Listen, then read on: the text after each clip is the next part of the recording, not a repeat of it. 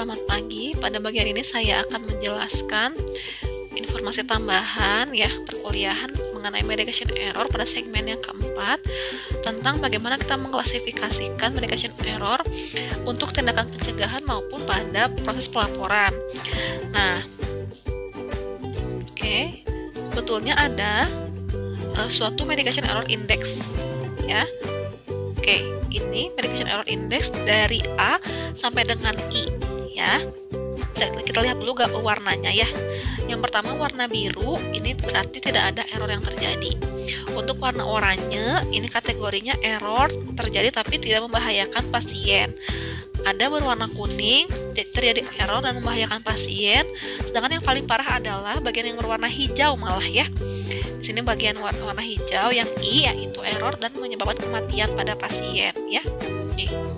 Kita bahas dulu dari yang pertama, yang A. Kategori A ini merupakan suatu kejadian yang tidak menyebabkan error ya. Jadi ketika kita membuat suatu SOP misalnya ya, atau suatu penilaian error, kita bisa mengklasifikasikan pada kategori A jika tidak ada error yang terjadi. Kemudian pada kategori B ini sudah terjadi error, namun errornya tidak sampai mencapai pasien. Jadi pada tahap sebelum obat itu sampai kepada pasien.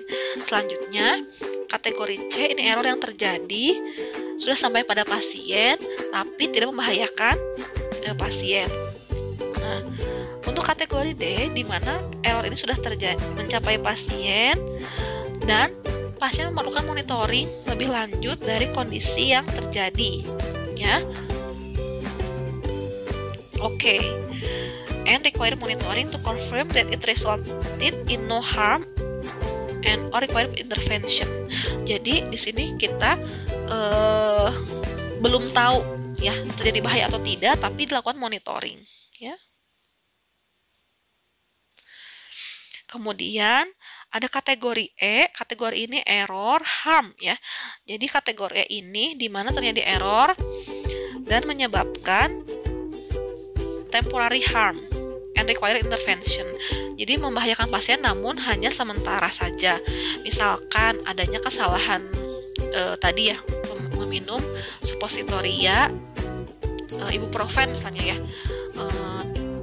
Harusnya masuk ke anus tapi dia malah diminum misalnya, itu kan tidak membahayakan pasien tapi perlu dimonitor apakah terjadi perubahan suhu dari pasien atau tidak gitu ya. Kemudian untuk kategori F di sini errornya terjadi dan bisa menyebabkan temporary harm dan rawat inap ya. Kategori F ini menyebabkan pasiennya perlu dirawat inap. Untuk kategori G, ini menyebabkan permanent patient harm. Jadi ada kerusakan permanen dari pasien. Misalnya kerusakan ginjal parah misalnya akibat suatu dosis yang terlalu tinggi misalnya ya. Nah, untuk yang H ini dia menyebabkan